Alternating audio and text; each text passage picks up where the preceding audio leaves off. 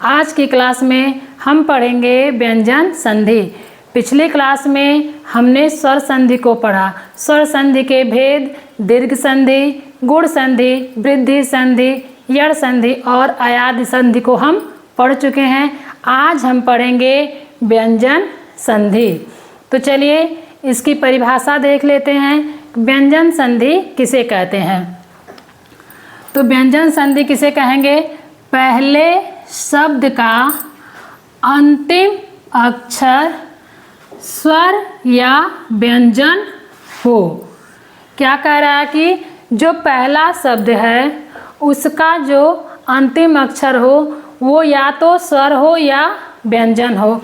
उसके बाद दूसरे शब्द का पहला अक्षर स्वर या व्यंजन हो। यानी क्या कह रहा है कि पहले शब्द का अंतिम अक्षर स्वर या व्यंजन हो और दूसरे शब्द का पहला अक्षर स्वर या व्यंजन हो।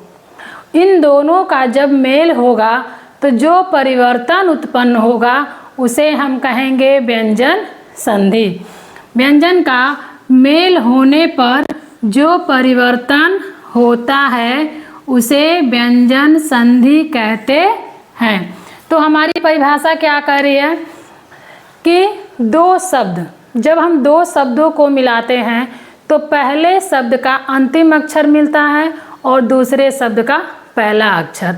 दोनों जो निकटवर्ती अक्षर होते हैं, वर्ड होते हैं, उनका मेल होता है।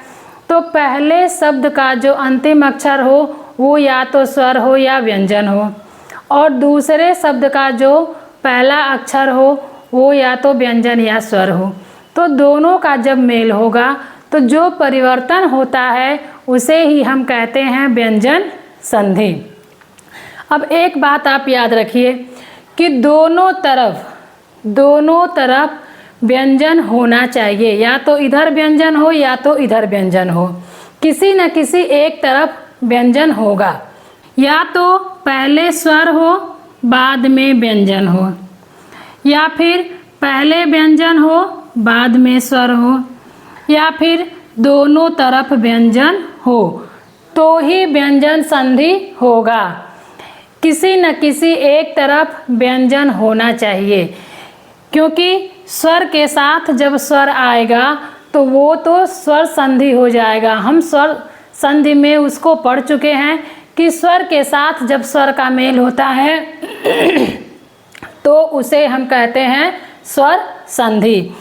और व्यंजन संधि में क्या है कि एक तरफ व्यंजन होना चाहिए, चाहे स्वर पहले हो बाद में व्यंजन हो, चाहे व्यंजन पहले हो बाद में स्वर हो, चाहे दोनों तरफ ही व्यंजन होगा, तो इसे हम कहेंगे व्यंजन संधि। अब हम उदाहरण देख लेते हैं। जैसे है आच्छादित। आ प्लस छादित क्या होगा? आच्छादित। अब देखिए इधर क्या है? स्वर है और इधर क्या है? पहला अक्षर जो है ये क्या है? व्यंजन है। तो इधर स्वर है इधर व्यंजन है, तो दोनों के मेल से क्या बना? जो परिवर्तन हुआ यह किस में बदला? च में, यानी व्यंजन में। इसी तरह से देखिए इधर अच धन अंत, तो यहाँ पे क्या है? व्यंजन है और यहाँ पे क्या है? स्वर है। तो यहाँ व्यंजन है यहाँ स्वर है, तो यह किस में बदला? अजंत। जो क्या है? व्यंजन है, तो यह व्यंजन में बदल गया, यानी यह क्या है? व्यंजन संधि। दिक धन गंज, दिक धन गज, तो ये है व्यंजन और ये भी है व्यंजन। देखिए क व्यंजन है ग व्यंजन है, तो दोनों को मिला करके यहाँ क्या बना? दिग्गज। यहाँ पे ग में ये परिवर्तन हुआ, इसका मतलब ये भी है व्यंजन संधि। अब आप सोचेंगे कि कैसे च बदल गया, कैसे ज आ गया, कैसे यहाँ पे आधा ग आ गया। तो इसी को तो हमें पढ़ना है। जो ये नियम है व्यंजन संधि के, इसी को हमें पढ़ना है कि व्यंजन संधि के क्या क्या नियम होते हैं, वह किस प्रकार कार्य करते हैं, किसका मेल से क्या परिवर्तन होता है। तो आज की क्लास में हम पढ़ेंगे व्यंजन संधि के नियम। फिर से देख लेते हैं। व्यंजन संधि किसे कहेंगे?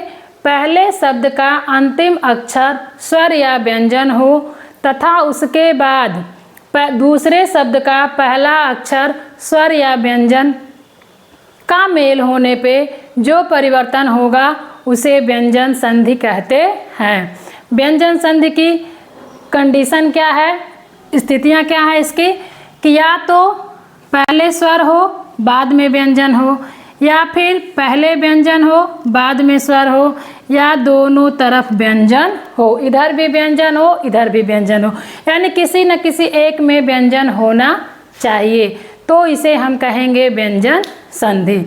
अब हम देखेंगे व्यंजन संधि के नियम, इनके रूल क्या क्या कहते हैं, किस तरह से हम व्यंजन संधि का परिवर्तन करेंगे, किस तरह से वह कौन सा अक्षर बनेगा, वह किस में बदलेगा, इसी को हमें पढ़ना है। तो चलिए देखते हैं व्यंजन संधि का पहला रूल। व्यंजन संधि का पहला नियम क्या कहता है कि पहले वर्ड का तीसरे वर्ड में परिवर्तन। पहला जो वर्ड है वह तीसरे वर्ड में परिवर्तित होगा। कैसे होगा, देखिए, किसी वर्ग का पहला वर्ड, यानी क्या हो, जो पहला शब्द है उसका अंतिम अक्षर क्या होना चाहिए, किसी भी वर्ग का पहला वर्ड। वर्ग क्या है, हमने वर्णमाला की क्लास में पढ़ा है ना, क वर्ग, च वर्ग, ट वर्ग, त वर्ग और प वर्ग, यानी क वाली पूरी लाइन क वर्ग, च वाली पूरी लाइन च वर्ग, त वाली पूरी लाइन त वर्ग। तो ये जो 5 वर्ग हैं, यानी कुल मिला के 25 अक्षर स्पर्श व्यंजन होते हैं, इनको ही हम वर्ग कहते हैं। यानी क वर्ग क ख ग घ अंग, च वर्ग च छ ज झ ञ, ट वर्ग ट ठ ड ढ अड़, त वर्ग त थ द ध न, और प वर्ग प फ ब भ म। तो ये जो 5 वर्ग होते हैं, तो ये जो नियम कह रहा है या उसे ही कह रहा है कि किसी भी वर्ग का पहला वर्ड, यानी पहला शब्द में जो अक्षर होना चाहिए वह क्या होना चाहिए, किसी भी वर्ग का पहला वर्ड। पहला वर्ड यानी क, च, ट, त और प, ये होना चाहिए। क हो, च हो, ट हो, त हो और प हो। इसके बाद क्या आए, या तो कोई भी स्वर आए, या फिर वर्ग का तीसरा या चौथा वर्ड आए, यानी किसी भी वर्ग का, ये जो 5 वर्ग दिया है, इसी किसी भी वर्ग का तीसरा या चौथा वर्ड हो, या फिर उसके अलावा य, र, ल, व में से कोई एक अक्षर हो। कोई एक अक्षर हो जो ये वर्ग का पहला वर्ड है, इसके बाद या तो स्वर का कोई अक्षर हो, या फिर किसी वर्ग का तीसरा या चौथा वर्ड हो, या फिर य, र, ल, व हो। अगर इनका मेल होगा तो यह किस में बदलेगा, वर्ग का तीसरा वर्ड, या किस में बदलेगा, उसी वर्ग का तीसरा वर्ड, तीसरे वर्ड में बदलेगा। जैसे मान लीजिए ये जो वर्ड लिखा है क, छ, ट, त, प, यह क वर्ग का है पहला अक्षर, या च वर्ग का, या ट वर्ग का, या त वर्ग का और या प वर्ग का।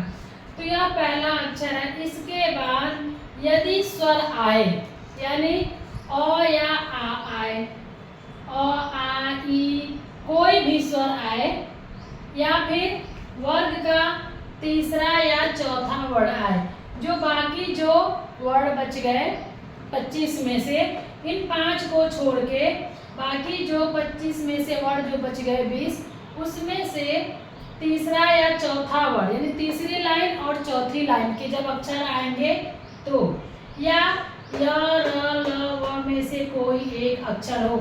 इसके बाद या तो य आए, या र आए, या ल आए, या व आए, तो यह किस में बदलेगा, उसी वर्ग के तीसरे वर्ड में बदलेगा। यानी यदि यहाँ पे क है, मान लीजिए यहाँ पे जो पहला शब्द है उसका अंतिम अक्षर क है और उसके बाद कोई स्वर आया तो वह किसमें बदलेगा? अपने ही वर्ग के तीसरे अक्षर में, यानी क वर्ग का तीसरा अक्षर क्या होगा? ग। उसी तरह से च है, च के बाद इन तीनों में से कोई भी आया, या तो स्वर आए या वर्ग का तीसरा या चौथा वर्ण या फिर य र ल व, इस तीनों में से कोई भी आए तो च किस में बदलेगा? अपने ही वर्ग के तीसरे अक्षर में, यानी ज में। यदि ट के बाद इसमें से कोई भी अक्षर आए तो ट किस में बदलेगा? अपने ही वर्ग के तीसरे अक्षर में। इसी तरह से त है, त के बाद अगर इसमें से कोई भी अक्षर आए तो त किस में बदलेगा? अपने ही वर्ग के तीसरे अक्षर यानी द में। त थ द, तो द तीसरा है तो द में। इसी तरह से प के बाद अगर इनमें से कोई भी अक्षर आएगा तो प किस में बदलेगा? ब में। तो आपको समझ में आ गया रूल क्या कह रहा है कि क च ट त प एक तरफ तो ये फिक्स रहेगा, इनमें से कोई एक अक्षर रहेगा, पहला शब्द का अंतिम अक्षर जो होगा वो इनमें से एक होगा।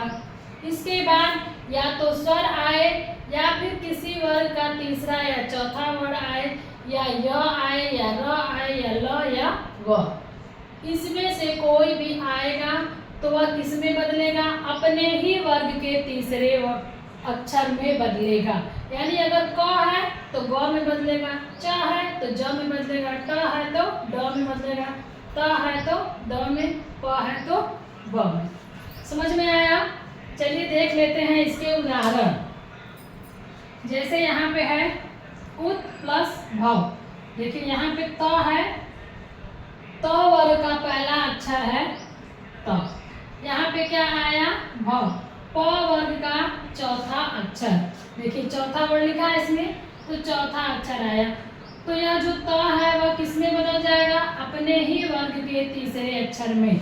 उत प्लस भव बराबर उद्भव। यहाँ पे त आधा है तो यहाँ पे द भी आधा ही होगा। उसी तरह से देखिए दिक प्लस वधु। अब देखिए यहाँ पे क आया है, यहाँ पे व आया है, ये व, तो दिक प्लस वधु, तो ये किस में बदल गया? दिग्वधु। क बदला अपने ही वर्ग के तीसरे अक्षर यानी ग में। अब यहाँ पे आधा ग क्यों आया है?